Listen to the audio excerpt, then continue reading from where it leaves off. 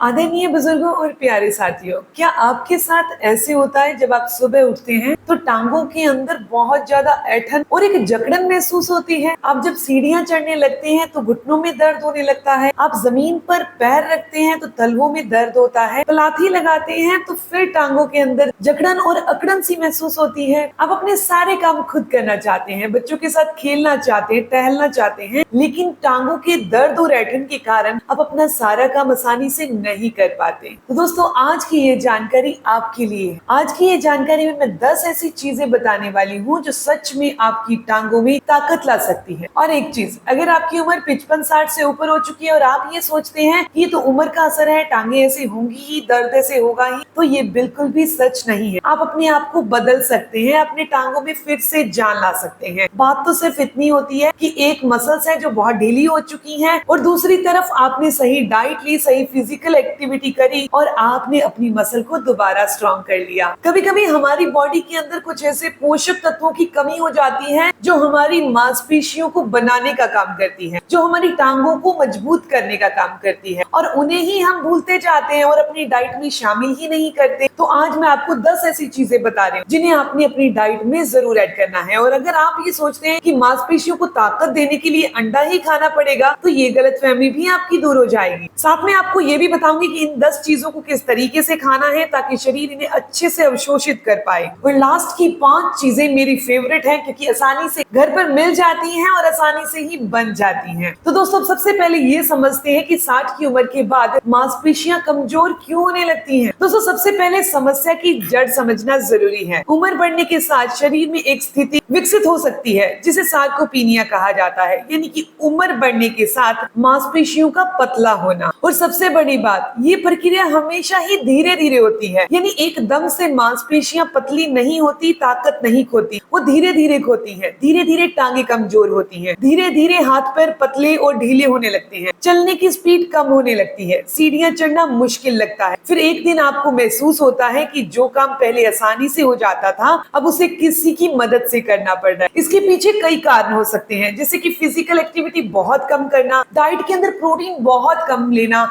या फिर hormonal imbalance होना। दोस्तों, वो 10 चीजें कौन सी हैं उनसे पहले एक चीज बता दूं कि हमारी बॉडी में खाया गया प्रोटीन केवल एक मसल बनाने वाला न्यूट्रिएंट नहीं है, बल्कि ये मांसपेशियों की मेंटेनेंस के लिए, उनकी रिपेयरिंग के लिए बहुत जरूरी है। यानी कि 55-60 की उम्र के बाद आपको सिर्फ पेट नहीं भरना बल्कि पोषक तत्वों के साथ पेट भरना है। अकेला प्रोटीन हमारी मसल को मजबूत नहीं करता, उसके साथ कुछ ऐसे जरूरी पोषक तत्वों और न्यूट्रिएंट वैल्यू चाहिए होती है जिसके बारे में आज जरूर बात करेंगे। दोस्तों, मैं हूं दिव्या धवन, एक सर्टिफाइड न्यूट्रिशनिस्ट, एक डाइट प्लानर। तो सबसे पहले नंबर पर आते हैं काले चने। वही काले चने जो दादी नानी के जमाने में हमारी रसोई में मौजूद थे। काला चना प्रोटीन, फाइबर, आयरन, मैग्नीशियम और दूसरे पोषक तत्वों का अच्छा सोर्स है। इसकी खासियत ये है, ये सिर्फ मांसपेशियों के लिए ही नहीं बल्कि हमारे पेट को लंबे समय तक भरा भरा महसूस कराता है। इसे खाने का आसान सा तरीका है, रात को पानी में भिगो दीजिए और सुबह उबाल कर फिर इसको चाट बनाकर, यानी कि इसके अंदर सैलेड काट कर, नींबू डालकर आप इसे बड़े आराम से खा सकते हैं। जिन लोगों को गैस की समस्या रहती है, यानी डाइजेशन थोड़ा खराब रहता है और चने उनको ऐसे लगता है कि पचेंगे नहीं और गैस बना देंगे, तो उनके लिए तो जरूरी है कि आप चने को हमेशा उबाल कर खाएं और उसके ऊपर नींबू डालकर खाएं। दूसरी चीज आती है मूंग की दाल। मूंग की दाल को मैं 55-60 की उम्र के बाद बहुत ही जरूरी प्रोटीन रिच फूड मानती हूँ। इसके पीछे रीजन ये है कि इसे खाने से एक तो हमें प्रोटीन मिल जाता है, इसके साथ साथ ये हमारी बॉडी में बहुत आसानी से पच जाता है। यानी इसे खाने से, मूंग की दाल खाने से गैस की समस्या, डाइजेशन का कोई भी प्रॉब्लम पैदा नहीं होता। आप मूंग दाल का चिल्ला खा सकते हैं, मूंग दाल को कुछ घंटे भिगोकर और सुबह उबाल कर खा सकते हैं। आप मूंग दाल के स्प्राउट दाल बनाकर खा सकते हैं। बात करते हैं दूसरी चीज की, और वो है मसूर की दाल। मसूर की दाल के अंदर प्रोटीन के साथ साथ फोलेट और आयरन भी पाया जाता है। ये हमारी बॉडी के लिए बहुत जरूरी है। अगर आपको अक्सर कमजोरी, थकान रहती है तो आपको अपनी पूरी डाइट को देखना जरूरी है, सिर्फ एक न्यूट्रिएंट पर ध्यान नहीं देना है। मसूर की पतली दाल बनाइए, उसके अंदर आप अदरक, लहसुन, हल्दी और टमाटर डाल सकते हैं। अगर चाहे तो इसमें आप पालक भी मिला सकते हैं। इस तरीके से आप मील बनाइए जिसमें बहुत सारा प्रोटीन और माइक्रो न्यूट्रिएंट मिल जाएंगे जो आपकी मसल को ताकत देंगे, पैरों के अंदर जान लाने का काम करेंगे। आप इसे एक दिन छोड़कर एक दिन रोज खा सकते हैं। चौथी चीज है पनीर। पनीर का इस्तेमाल वो सभी लोग जरूर करते हैं जो लोग जिम जाते हैं, वो अपने ब्रेकफास्ट में पनीर का यूज करते हैं। लेकिन एक चीज का ध्यान रखिए, पनीर के अंदर बहुत अच्छी मात्रा में प्रोटीन के साथ साथ हमें कैल्शियम भी मिल जाता है। तो एक चीज जरूरी है कि इसके साथ साथ आपने फाइबर जरूर लेना है, यानी कि अगर आप 100 ग्राम प्रोटीन खा रहे हैं तो कम से कम एक प्लेट भर के आपको सैलेड जरूर खानी है, फाइबर जरूर लेना है, ताकि वो प्रोटीन अच्छे से डाइजेस्ट हो जाए और आपका पेट भी भरा भरा रहे। अब बात करते हैं पांचवी चीज की, और वो है राजमा। राजमा के अंदर सबसे ज्यादा प्रोटीन होता है, और सबसे अच्छी बात इसमें अकेला प्रोटीन ही नहीं बल्कि आपको फाइबर भी अच्छी मात्रा में मिल जाता है, जो हमारे गट हेल्थ के लिए भी बहुत अच्छा है। आपको हमेशा ही राजमा को रात को भिगोना है और सुबह पकाकर खाना है। इसे कभी भी अध पका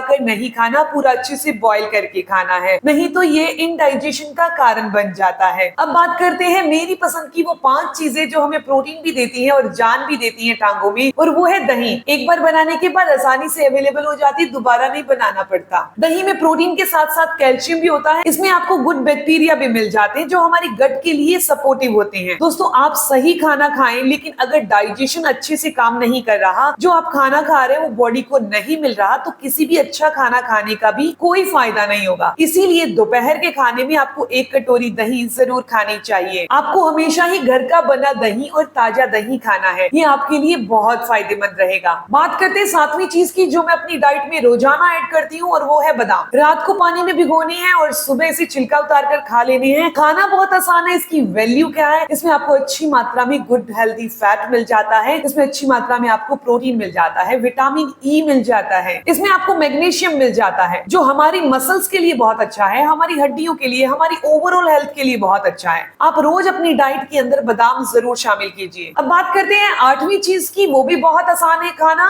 जैसे कि मैंने आपको पहले बताया था कि मेरी फेवरेट चीजें हैं, जो लास्ट की बची 5 हैं, और वो है पंपकिन सीड, यानी कि कद्दू के बीज। कद्दू के बीज भी आप रात को पानी में भिगो दीजिए और सुबह कंज्यूम कीजिए। इसमें आपको अच्छी मात्रा में प्रोटीन, मैग्नीशियम, जिंक और हेल्दी फैट मिल जाता है। रोजाना सिर्फ 1 चम्मच रात को भिगोना है और सुबह खाना है। ये हमारी मसल को ताकत देता है, हड्डियों को ताकत देता है और अच्छी नींद लाने में सहायता करता है। बात करते हैं 9वीं चीज की, और वो है सोयाबीन। आप चाहें तो सोयाबीन की सब्जी खा सकते हैं, नहीं तो सोया टोफू यानी कि टोफू वाला जो पनीर होता है वो कंज्यूम कर सकते हैं। सोयाबीन की सब्जी खा रहे तो उसमें तेल की मात्रा कम रखिए। सोयाबीन एक प्रोटीन रिच फूड है, इसके अलावा इसमें आयरन, कैल्शियम और दूसरे न्यूट्रिएंट वैल्यू भी मिल जाती है। लेकिन अगर आपको थायराइड की समस्या है तो आपने सोयाबीन अपनी डाइट में ऐड नहीं करना। अब मैं आपको बताने वाली हूँ लास्ट और 10वीं चीज, यानी कि 10th आइटम, जो कि मेरे ब्रेकफास्ट में होती है एक दिन छोड़कर एक दिन, और वो है किनोआ। किनोआ जो है प्रोटीन रिच सोर्स है, इसके साथ साथ इसके अंदर फाइबर अच्छी मात्रा में मिल जाता है। ये खिचड़ी की तरह बड़ी आसानी से 15 से 20 मिनट के अंदर बनकर तैयार हो जाता है। दोस्तों, ये थे वो साधारण सी 10 चीजें जिन्हें खाकर आप अपनी बॉडी की मसल्स को ताकत दे सकते हैं, टांगों को ताकत दे सकते हैं। लेकिन सिर्फ प्रोटीन खा लेना काफी नहीं है, कुछ और चीजों पर भी ध्यान रखना होता है। तो चलिए जान लेते हैं वो चीजें कौन सी हैं। अगर आप सिर्फ प्रोटीन बढ़ा देंगे लेकिन पूरे दिन बैठे रहेंगे, मसल को मजबूत करने के लिए कोई फिजिकल एक्टिविटी नहीं करेंगे, तो वो प्रोटीन भी आपकी कोई मदद नहीं करेगा आपको ताकत देने में। इसीलिए हमेशा स्ट्रेंथ ट्रेनिंग करिए, एक्सरसाइज करिए, प्राणायाम करिए, योगासन करिए, वॉक करिए। तो दोस्तों, हम ये समझ चुके हैं कि हमें सिर्फ खाना खाना नहीं है, बल्कि खाना शरीर को लगवाना भी है। अगर आपको ये जानकारी, इन्फॉर्मेशन अच्छी लगी तो इस वीडियो को लाइक जरूर करिएगा, अपने दोस्तों के साथ जरूर शेयर करिएगा, और ऐसी ही जानकारी आपको मिलती रहे, चैनल को सब्सक्राइब कर लीजिए, बेल आइकन पर प्रेस करिएगा। मिलते हैं दोस्तों नेक्स्ट वीडियो में, तब तक के लिए गुड बाय।